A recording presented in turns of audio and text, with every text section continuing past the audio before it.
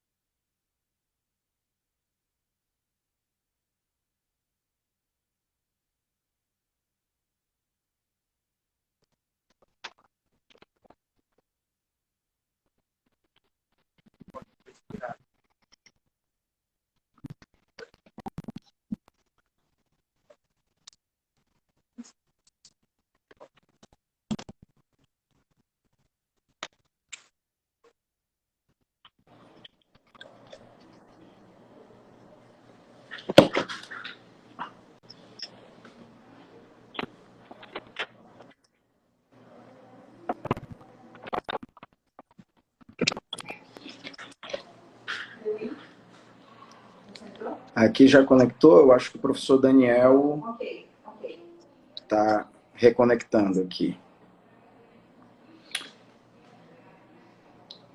Oi, pessoal, muito boa noite. Sou Maurício, tudo bom? Boa noite, professor Adriano. Boa noite, professor Daniel. Prazer em estar com vocês. Acho que o professor Daniel está reconectando, mestre. E é o tempo aí que os nossos alunos também entram na sala, né? A gente alguns probleminhas técnicos, mas acredito que já solucionados.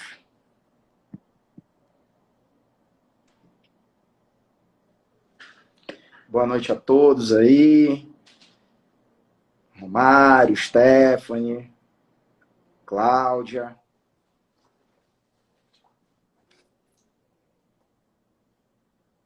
Eu, enquanto o professor Daniel vai conectando aí, professor Adriano, gostaria de dar as boas-vindas aos nossos acadêmicos, aos nossos participantes de mais uma semana de eventos de integração acadêmica do Centro de Ensino Superior do Amapá, CEAP, dizendo a nossa satisfação de participar de eventos tão importantes como este que nós vamos daqui a pouco apresentar, dizer da satisfação que tem o CEAP de contribuir com a formação acadêmica, não só no nosso centro de ensino superior, mas em toda a cultura jurídica do Estado do Amapá.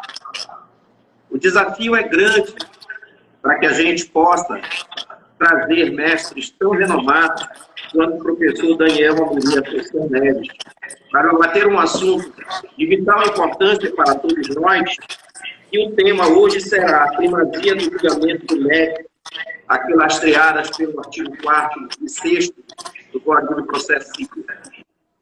Trazer os agradecimentos já antecipados a todos os nossos acadêmicos, aos nossos participantes, aos professores do colegiado do curso de Direito do CEAP, especialmente ao professor Daniel, pelo carinho, pela atenção que está dispensando a nós aqui do Centro de Ensino Superior do Amapá, CEAP.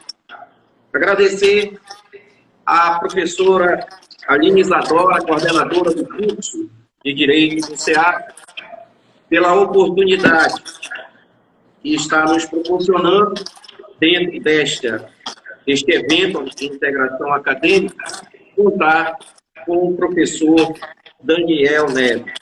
Agradecer também à direção do CEAP, a pessoa do professor José Cláudio, por oportunizar a nós, tanto professores quanto acadêmicos, a gente terá a oportunidade de se reunir para debatermos assuntos pautados pela cultura jurídica, especialmente quando se trata, né, de trazer um grande nome da cultura brasileira, que é o professor Daniel Amorim Assunção Neves. Professor, sinta-se em casa, abraçado por toda a comunidade acadêmica do estado do Amapá.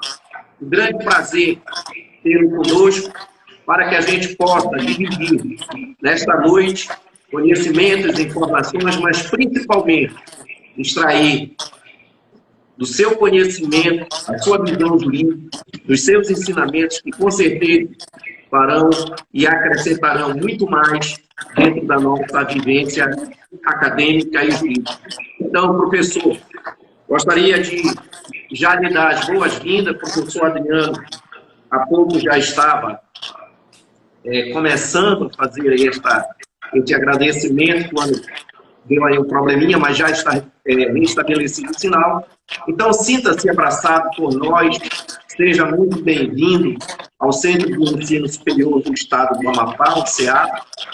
E, professor Adriano, quero lhe dizer também do prazer que tenho de compartilhar com o senhor, né, a apresentação desta live, para que a gente possa, então, debater no curso aqui da palestra alguns pontos, né, que dizem respeito ao processo civil. Professor Adriano, boa noite, professor Daniel, sintam-se à vontade. Muito obrigado, professor Maurício, boa noite, professor Daniel, boa noite a todos os nossos alunos, todos os profissionais de direito, né, magistrados, advogados, membros do Ministério Público que estão acompanhando essa live. Então, um grande prazer, uma satisfação enorme, mesmo que à distância, poder recepcionar o professor Daniel. Professor Daniel, que eu tive prazer de ser aluno ainda no curso Pretório e também em alguns cursos da rede Renato Saraiva. Ainda o acompanho, né? Eu sempre digo que em sala de aula, por muitas vezes eu não sei se sou eu que estou falando ou se eu estou só reproduzindo algumas coisas que eu li e ouvi do professor Daniel. Tamanha é essa intimidade que eu costumo ter de alguém que eu estudo, leio e acompanho há tanto tempo. Então, é uma satisfação enorme, né? Gostaria que fosse presente, né? Que estivéssemos podendo reunir, mas as circunstâncias não nos permitem.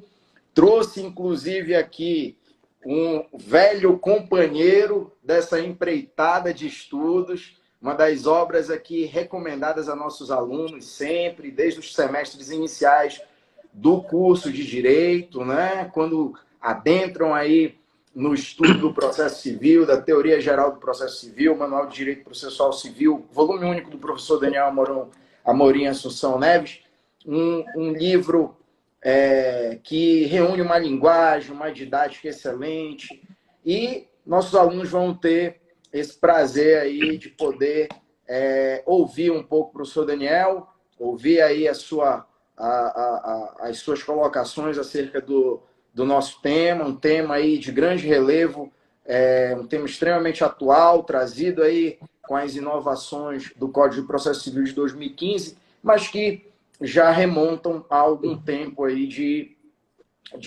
estabelecimento, tanto no debate doutrinário quanto jurisprudencial.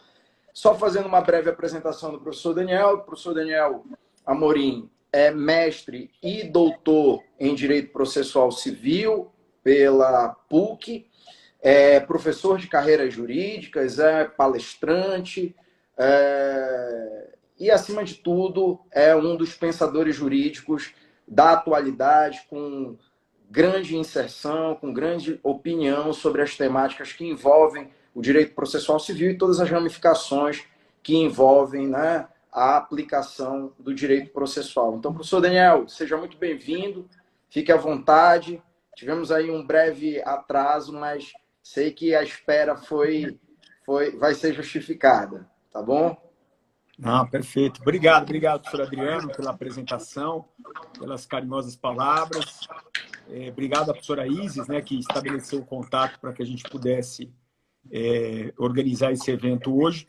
E a todo o corpo docente e discente do CEAP, É um dos poucos estados que eu não conheço pessoalmente, ainda que eu nunca fui dar aula. São 3 só, hein? Vocês estão entre esses 3. Mas vamos resolver isso. Vamos resolver isso. Quando a situação normalizar, aí eu já tiro mais um, ficam faltando só 2. Bom, eu queria iniciar o nosso tema. O professor Adriano ele colocou bem, né? Eu vou falar hoje de um princípio que ele não é novo. Ele não é um princípio novo. Ele veio repaginado no CPC de 2015. E é por isso que ele me chama a atenção hoje, de maneira a ser o tema do nosso debate. Quando a gente está lá na faculdade, muitos aqui, né, podem até nem ter chegado ainda a essa matéria, nós aprendemos que existem 2 fins possíveis ao processo. Então, nós temos o chamado fim terminativo, que é aquele processo que se encerra com uma sentença terminativa. Elas estão no artigo 485 do CPC. É uma sentença que não resolve o mérito. Enquanto que há um outro fim possível, que é o fim definitivo, esse consagrado no artigo 487 do CPC, que é a solução do mérito. O processo acaba resolvendo-se o mérito. Agora, falando no bom português, você sabe qual que é a grande diferença entre esses 2 fins possíveis?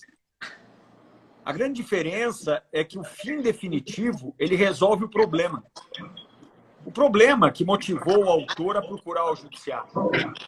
Perceba, o judiciário, na esfera contenciosa civil, ele não tem uma atuação consultiva. Você não vai para o judiciário pedir conselho. Você não vai ao judiciário pedir esclarecimentos. Você vai ao judiciário para resolver um problema. E aí eu te digo, tem 2 jeitos de você sair desse processo. Um deles é com o problema resolvido, para o bem ou para o mal.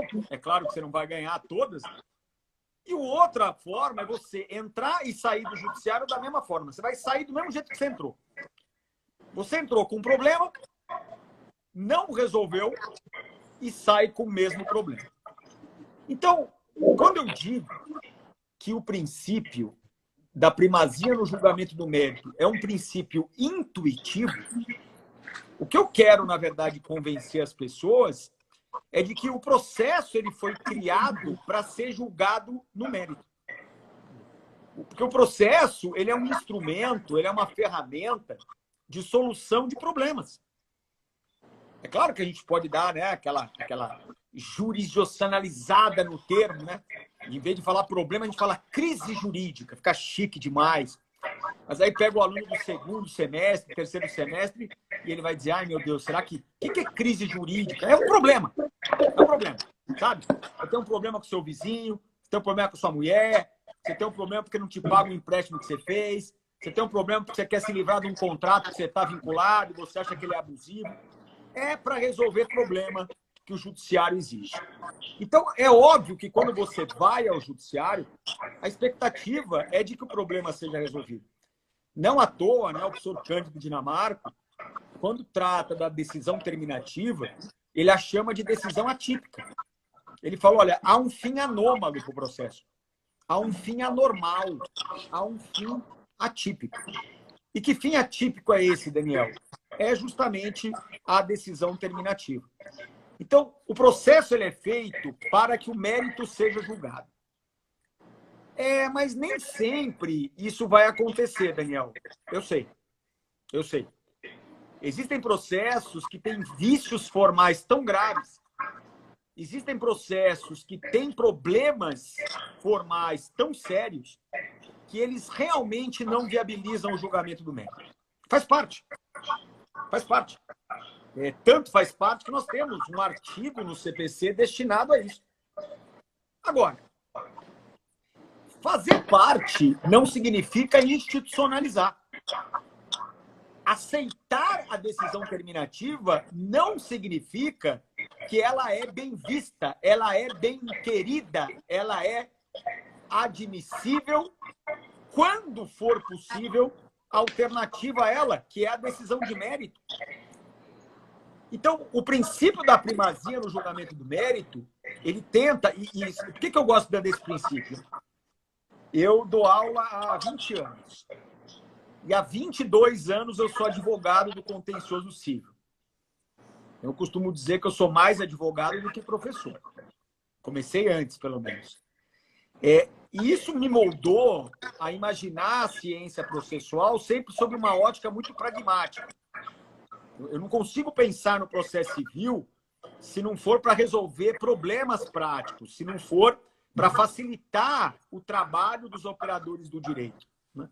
E por que eu digo isso?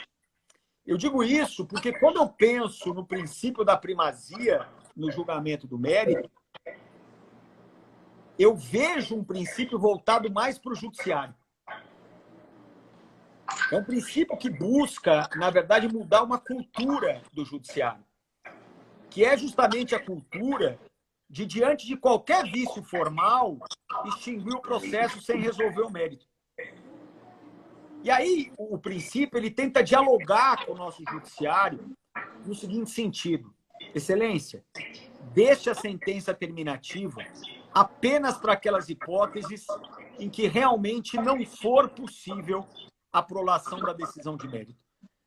Porque lembre-se, excelência, que o processo tem uma função.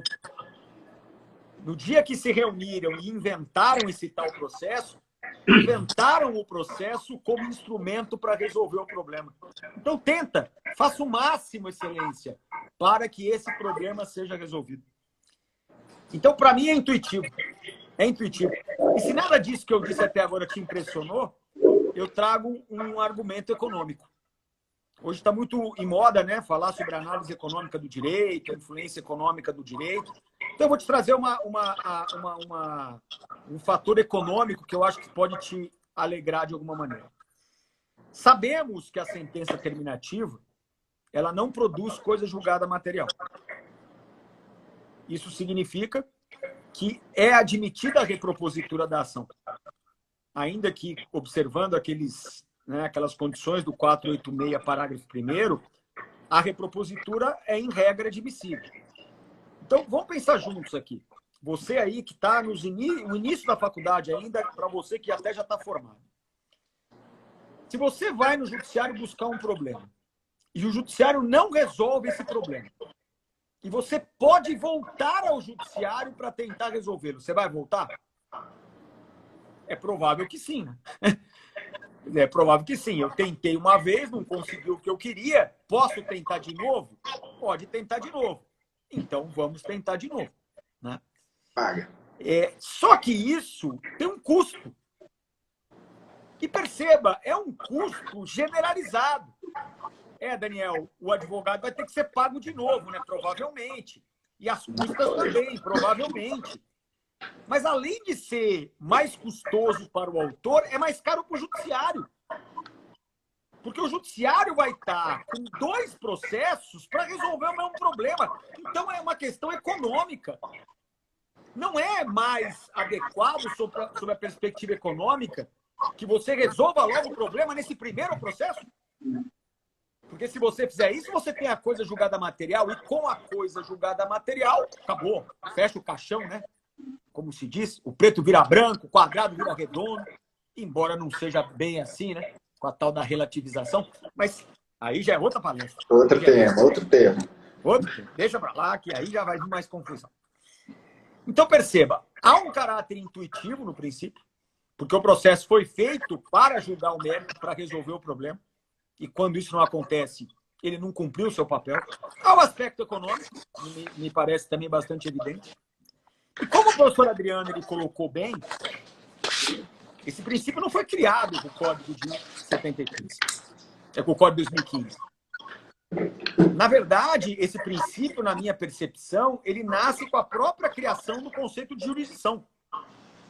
Porque quando você cria a jurisdição, você dá ao processo a missão de resolver o problema. A partir daí, a gente já tem que pensar em primazia no julgamento do mérito. Mas veja que coisa maravilhosa. Isso é muito interessante. Eu sei, e os professores que vocês tiveram aí na sua carreira acadêmica certamente falaram para vocês isso, e eles estão corretos, que não existe uma diferença entre princípio escrito e princípio não escrito. Não existe diferença. Pouco importa. O princípio não escrito e o princípio escrito, eles têm a mesma força normativa. Os dois hoje são considerados norma jurídica, né, ao lado da norma legal.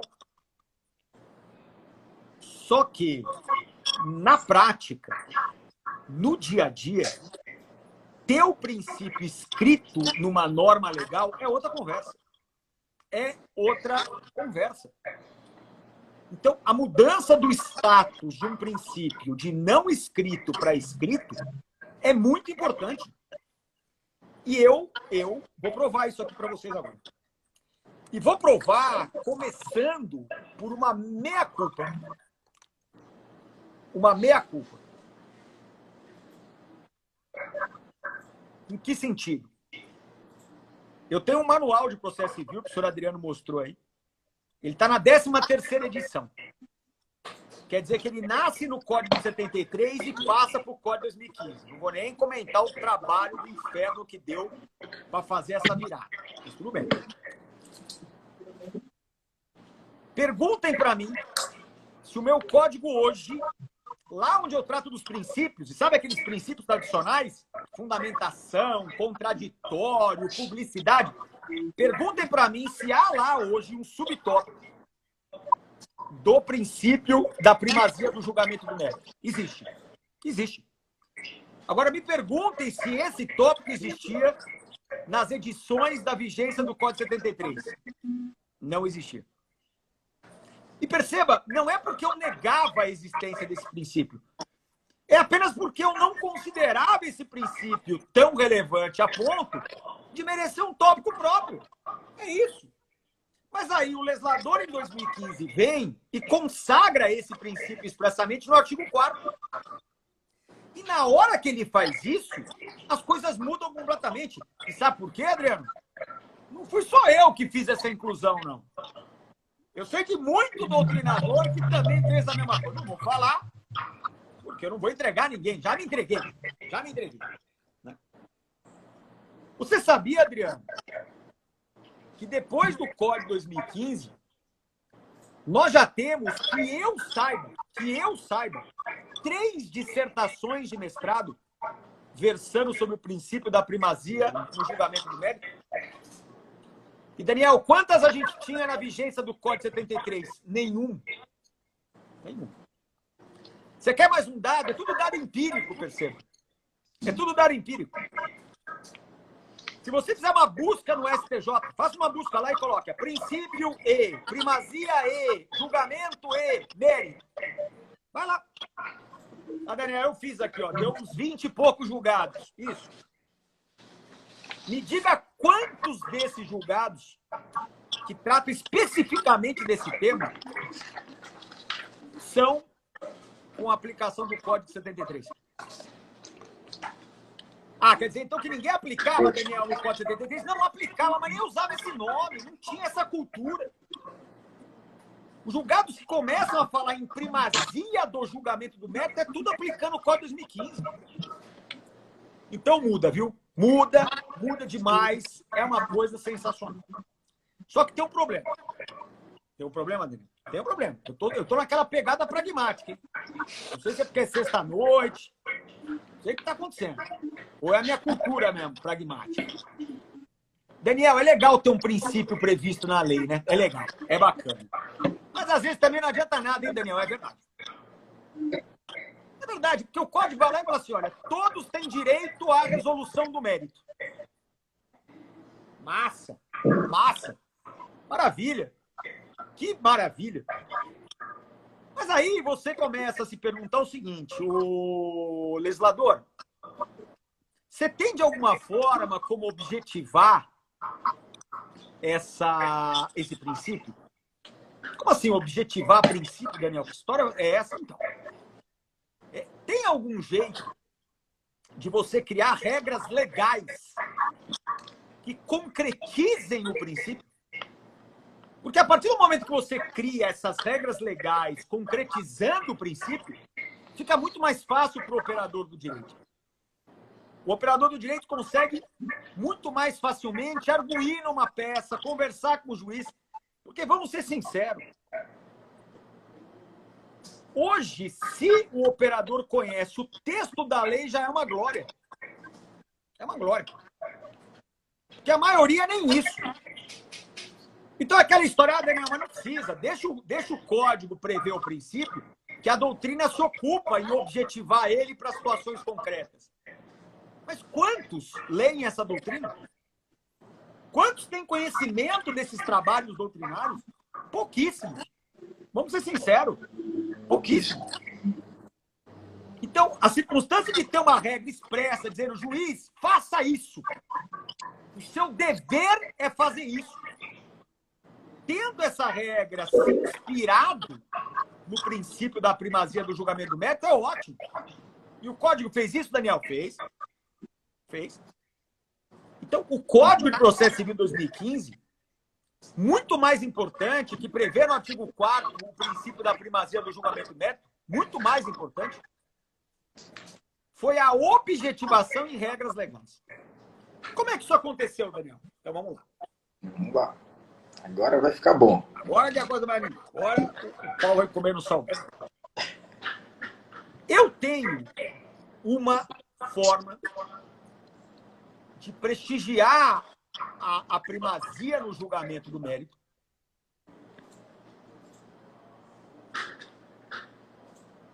me valendo de um outro princípio processual, que é o princípio da instrumentalidade das formas. E essa não é uma novidade do CPC, né, Daniel? 2000, não. O princípio da instrumentalidade, ele está entre nós já desde o Código de 73. Não há novidade nenhuma aqui. Mas veja que interessante. Nós temos um processo bastante formal, solene, atos solenes. E sempre que você ouvir falar de ato solene, o ato solene é justamente aquele que depende do preenchimento de requisitos formais. E nós temos, a maioria dos nossos atos processuais são atos solenes. Com maior ou menor complexidade, são atos solenes. Quando você descumpre um requisito da lei, você tem um ato viciado. É tão simples quanto pareça, tá? Se você descumprir uma forma legal, você tem o que a gente chama de vício processual. É isso. Simples assim. Tá. Em regra, se o seu ato é viciado, ele também será um ato nulo. E eu sei que aqui o que eu vou dizer é polêmico, mas aí eu adoto uma corrente, né?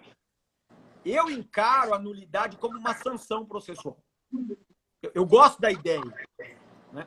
Porque eu penso basicamente assim, ó. O legislador, ele criou as formas legais. Aí ele vira para o sujeito processual e fala assim, vem aqui, você aqui, vem aqui. Por que você vai praticar esse ato processual? Eu vou praticar esse ato processual porque eu tenho um objetivo com isso. Já parou para pensar isso? Que todo mundo que pratica um ato processual quer alguma coisa com isso? Tem um objetivo para alcançar com isso? Então, quando você atinge esse objetivo pela prática do ato processual, são gerados os efeitos jurídicos programados pela lei para aquele ato. Posso dar um exemplo? Vou dar um exemplo. O ato é a apelação.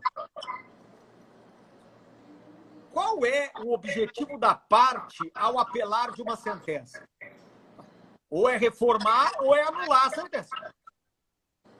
É mudar de alguma maneira aquela situação atual.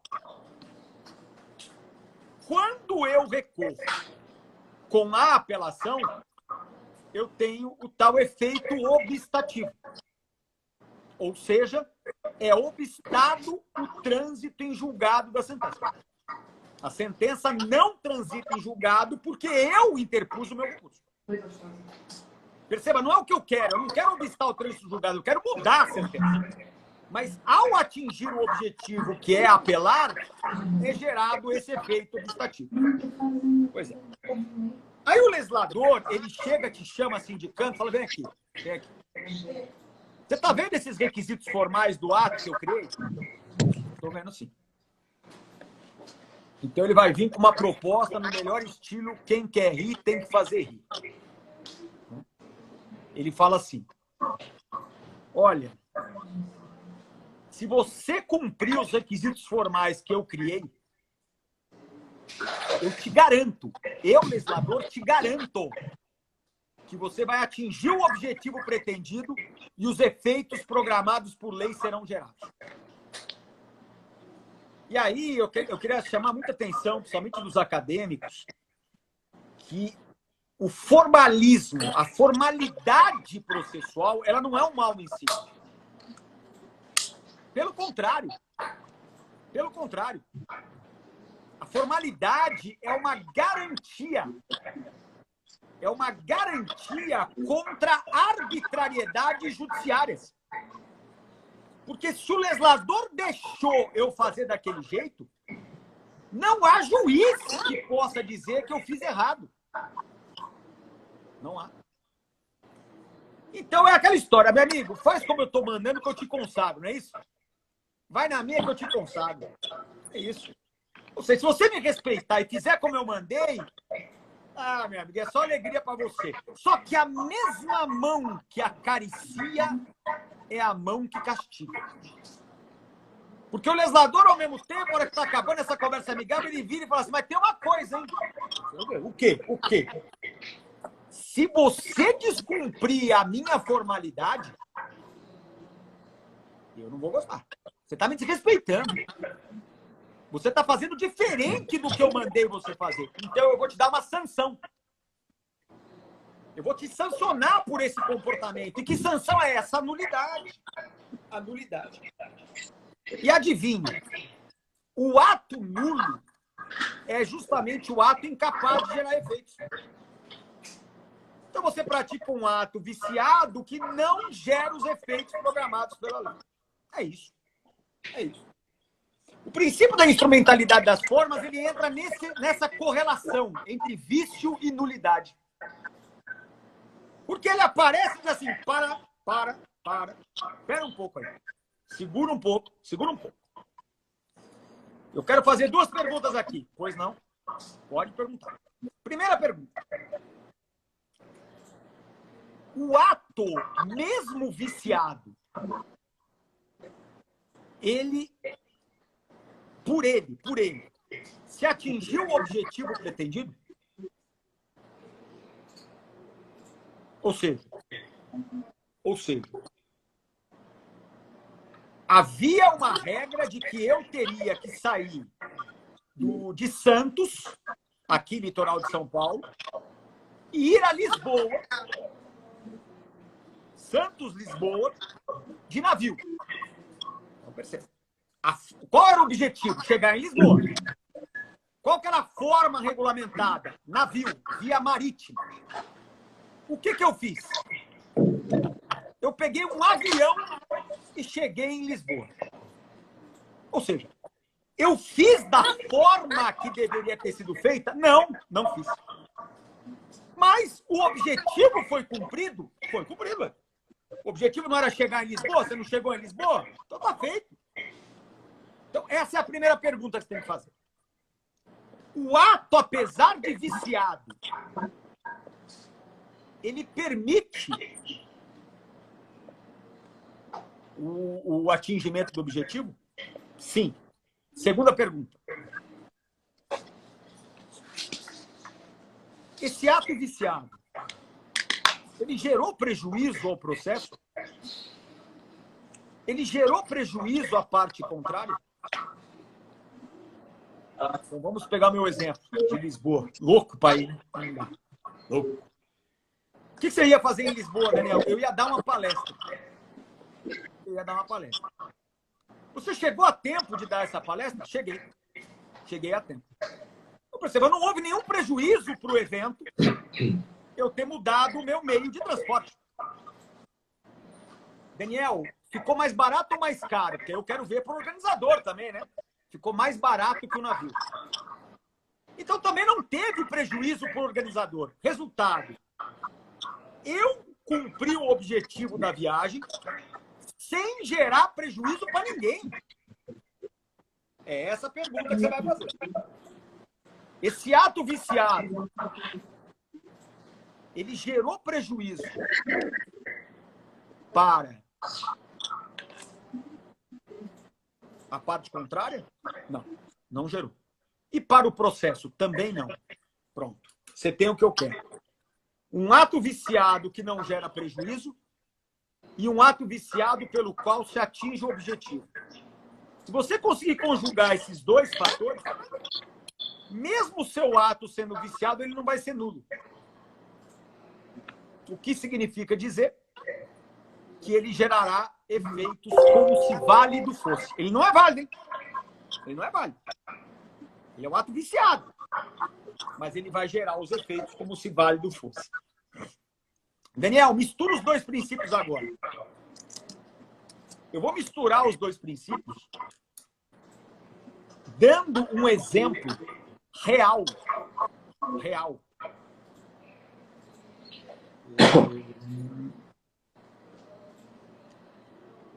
De instrumentalidade aplicado a um vício de nulidade absoluta. Sempre fica mais animado. Era um processo de investigação de paternidade acumulada com alimentos. Primeiro grau, declara que é pai, condena a pagar alimentos, teve exame de DNA, né? Então, o réu nem se animou muito em recorrer, né? Mas ele recorreu dos alimentos. Ele tinha lá o valor, ele recorreu, aí o TJ fixou, ele não gostou, meteu um recurso especial. Sei lá quantos anos depois chega o recurso especial no STJ. E aí acontece algo que eu só posso reputar a tempestade perfeita. Por quê? Eu consigo imaginar aqui um assessor, no seu primeiro dia de trabalho no STJ, no primeiro recurso que ele pegou para analisar. Então ele falou, esse aqui vai ser aquele, aquela estreia. E aí ele viu algo que tinha passado desapercebido por todo mundo. Autor, réu, juiz, o MP, porque o MP estava lá, né, como fiscal da justiça. Ninguém viu. Tribunal, ninguém viu. Sabe o que aconteceu? A mãe entrou como autora dessa ação, quando ela não tem legitimidade nenhuma para isso. A legitimidade é do titular dos alimentos. Ah, mas geralmente é uma criança, Daniel. E aí não tem capacidade de estar em juízo. Por isso que a mãe aparece. A mãe aparece como representante processual. Só que nesse caso, o que aconteceu? A mãe entrou como autora. E sabe naquela parte da qualificação da petição inicial? Ela deu os dados dela e mencionou o menor. Falou, olha, eu estou aqui para pedir alimentos para esse aqui, ó. Para declarar a paternidade desse aqui, ó. E qualificou o incapaz. E depois, obviamente, colocou o pretenso pai como réu e qualificou também. Aí, olha só que doido. O rapaz, a menina, sei lá quem era, que cadastrou o processo, colocou esses sujeitos no lugar correto. Acostumado a ver essa qualificação de 3 nomes, mãe, menor e pretenso pai, ele cadastrou o processo, o menor como autor, a mãe como representante processual e o pretenso pai como réu. E isso foi embora. Ninguém mais viu nada. E aí, sabe-se lá Deus por quê? Sabe-se lá Deus por quê? Eu não sei explicar. Esse cara viu isso. Ele viu isso. Ele desvendou esse mistério. E aí foi suscitada a questão de resolver o processo sem solução do mérito, por carência de ação. Falou, ó, a parte é ilegítima. Aí a ministra Nancy Andrighi, que foi a relatora, Ela virou e falou assim, espera um pouquinho. Tá errado, tá errado. Errado, tá errado. Mas o objetivo aqui foi contemplado. O objetivo não era discutir se o cara era pai ou não e definir os alimentos sobre o crivo do contraditório. Não teve isso. A mãe, o menor e o pai não estavam no processo? Tavam. É verdade que estavam no lugar errado, então, mas estava todo mundo aí. Teve algum prejuízo para alguém essa confusão aí? Não teve prejuízo para ninguém. Então acabou. Então vira o STJ e diz, eu não vou julgar esse processo sem resolução do mérito. Eu não vou. Professor Daniel. Existe aqui um vício que me levaria a esse tipo de solução. Mas eu não vou fazer isso. E não vou fazer isso por quê? Porque aqui esse princípio esse vício não gerou prejuízo. E se não gerou prejuízo, nós vamos julgar o mérito mesmo assim. Vamos, aliás, manter o julgamento do mérito, porque até então só tinha julgamento do mérito até ali. Então perceba, olha onde chegamos. Eu estou falando de uma ilegitimidade, de uma carência de ação. É algo para se considerar como muito sério, né? Mas seríssimo. É sério, mas não é o suficiente. Porque se não tiver o prejuízo, vale a pena, sim, senhor, julgar o mérito. E aí eu faço uma combinação perfeita da primazia no julgamento do mérito com a instrumentalidade das formas. Agora, há uma outra forma de abordar o problema. Professor, eu só vou lhe interromper rapidamente, porque como nós estamos com o tempo disponível da live do Instagram, nós temos 5 minutos, né? 5 minutos. Infelizmente, eu sou o portador dessa péssima notícia aí. Mas eu queria rapidamente, não sei se possível, nas suas conclusões, pensar 2 aspectos intimamente relacionados com a primazia do julgamento do mérito. Tá? Tinha vários, passaríamos aqui a noite inteira. Mais um ponto relacionado à teoria da causa madura, quando do julgamento das sentenças terminativas no primeiro grau, e que possibilita que o tribunal faça a análise do mérito, e também nas questões inerentes à nova sistemática do preparo recursal. A aplicação aí da primazia, da cooperação do judiciário, para que se alcance, nesses 2 cenários aí, a análise meritória. Eu, na verdade, Adriano, nem tinha chegado, né, na questão da primazia do julgamento do mérito recursal. Recursal. Né? Porque a mesma ideia de que o mérito da ação merece ser julgado também se aplica ao recurso. Porque, de novo, né, o recurso ele é um instrumento para quê? Para admitir um reexame da decisão. Ainda que seja para mantê-la, mas para admitir um reexame. E aí o que acontece? Se o recurso é inadmitido, de novo, é um instrumento que não funcionou. É um instrumento que não cumpriu a sua função. Então, na verdade, o que a gente vai ter? Tanto no primeiro grau quanto no segundo. Regras gerais de saneabilidade do vício. Porque é justamente disso que a gente precisa. A gente tem um vício que pode levar a decisão de primeiro grau a ser uma sentença terminativa ou a decisão do tribunal de ser inadmissibilidade do recurso. O que eu faço? Eu dou uma chance para o autor ou recorrente para que ele saneie o vício. Você levantou a questão do preparo.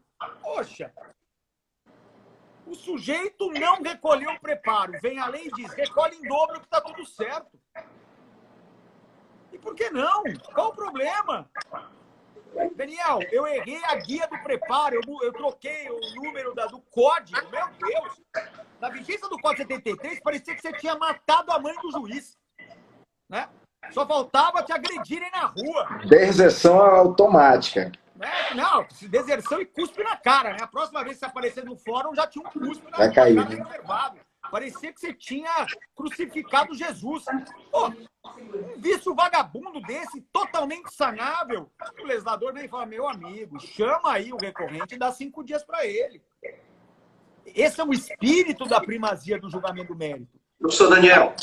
Né? Pois não. Se o senhor me permitir, professor Maurício Correia, eu gostaria só de tentar aqui ainda fazer uma composição lá do artigo 317, que é uma questão de excepcionalidade, né, quando o juiz permite a correção do vício. Em razão de quê? Em razão dessa situação que o senhor bem abordou, né, da economia processual, do desgaste da própria máquina judiciária. Né? Então, eu vejo assim, me permita a interferência, mas eu acho que o 317 ele vem contribuir um pouco com essa formação, com essa discussão que o senhor está abordando. Né? Porque se o juiz ali perceber que o vício é sanável, lógico, ele tem por uma obrigação proporcionar a correção do vício. Até para que não se tenha exatamente isso que o senhor está abordando, né? O prejuízo da entrega da prestação jurisdicional de forma satisfativa. Né? Então, me permita só fazer este adendo. Eu gostaria de falar muitas coisas aqui, porque intimamente o senhor colocou muito bem nas questões que eu trabalho em sala de aula, mas o artigo 317, pelo menos veio amenizar, se não veio solucionar com toda a plenitude, mas pelo menos veio dar uma solução, ainda que intermediária. Então, eu concordo com tudo que o senhor falou, mas o artigo 317 lá do CPC, ele também impõe isso ao magistrado. Perfeito? Então, realmente a gente aqui fica pensando, porque a principal função, na minha opinião, do processo é dar a satisfação daqueles que participam do processo. Perfeito? Não, obrigado aí, eu mestre. só não falei do 317 porque não deu tempo. O 317, para mim, é um dos melhores artigos do Código. E se combiná-lo com aquele 139, inciso 9, né, que cria um poder-dever ao juiz de saneabilidade geral dos vícios, aí é só alegria, mas concordo plenamente. Aliás, né? Pois mas aí também vem uma outra situação que o senhor colocou muito bem, que é a questão do formalismo. Né? Às vezes, no entrave do processo, ele cai nessa questão do formalismo. Né? A questão, por exemplo, que o senhor abordou da ilegitimidade ativa, lá do exemplo que o senhor deu, mas o processo atingiu o seu fim. As pessoas que participaram do processo se curvaram, ou ali fizeram a conciliação, ou até atenderam a questão da própria decisão judicial. É muito interessante, é um tema assim que a gente precisa de fato refletir, pela questão até da celeridade. Né? Uma das coisas que frustra as pessoas a buscar o judiciário é a morosidade do processo. Imagine só essas questões da sentença terminativa, dessa forma atípica, né, que muito bem abordada pelo ilustre professor, né, nos causa realmente uma reflexão para que a gente possa, então, debruçar cada vez mais nos princípios, nesse formalismo exagerado que nós temos no processo, para, de fato, buscar o principal objetivo do processo. Eu concordo plenamente com o senhor quando diz que é resolver o conflito. Sem isso, para que existiria, então, a máquina judicial? Perfeito, professor? Muito obrigado pela permissão da intervenção. Perfeito, perfeito. Exatamente. Esse é o espírito, né? É colocar um instrumento para funcionar. E se o juiz não faz por bem, é criar regras como esse 317, como 932, parágrafo 932, que cria deveres. Deveres, pronto. Não é uma opção, uma faculdade, não, é um dever. O juiz tem que oportunizar o saneamento do vício. E isso é o que permite que cheguemos ao tão desejado julgamento médico. Professor Daniel, eu pegando aqui algumas das perguntas dos nossos acadêmicos, né, já aproveitando esse momento aí de maior debate, um debate mais específico, sobre o que seria esse formalismo, né? O José Ricardo, ele fazia uma pergunta aqui, em meio que estava sendo falado, dizendo o seguinte: seria o caso da apelação intempestiva? E aí talvez aqui repouse uma das situações que a gente tem uma grande preocupação em falar em sala de aula, quando nós falamos o que é essa objetivação do princípio da primazia e quais seriam esses formalismos que poderiam ser sanados em razão de uma cooperação entre o Poder Judiciário e as partes, em razão de uma interlocução entre o Judiciário e outros órgãos, né, da administração pública, entidades particulares. E, em especial, a intempestividade é um requisito extrínseco do recurso que ele não vai ser abarcado, ele não poderia ser abarcado, né? Mas a gente tem, a doutrina, ela consegue delimitar diversos acontecimentos que anteriormente eram tratados como nulidade e que hoje podem ser solucionados. A gente tem os vícios de representação, né? Então, essa delimitação, o nosso aluno ele precisa estar atento também. Quando nós falamos da primazia, nós não estamos dizendo que todo e qualquer vício será sanado. Nós estamos dizendo que determinados vícios, quando possíveis, devem se ter em detrimento de uma jurisprudência defensiva, de uma jurisprudência que termina o processo sem analisá-lo, devem ser superados, devem ser solucionados para que esse processo seja julgado. Então, não é tudo e nem de qualquer jeito. Não façamos aí essa interpretação também assodada, né, do princípio. Aí 2 pontos, né? Quer dizer, o primeiro, eu acho assim, super simples mesmo. Quando é que eu posso, quando é que eu devo dar essa oportunidade? Quando for possível o saneamento. É simples assim. Então, é só fazer um exercício de abstração, que é basicamente o seguinte: eu estou lá com um vício, eu estou lá com um problema formal. Se for dada a oportunidade, eu consigo resolver esse vício? Se a resposta é sim, eu tenho direito a prazo. Se a resposta é não, aí segue o jogo, né? Você colocou intempestividade. Você só vai conseguir sanear esse vício se você for o McFly lá, né? McFly.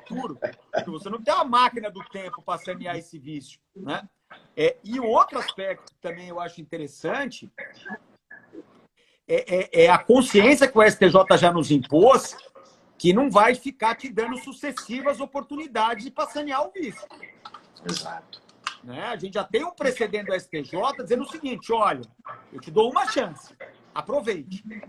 Porque se você não conseguir sanear dessa vez, eu vou julgar de forma terminativa. Então, é claro, o princípio, ele não é uma festa do abacate também, né?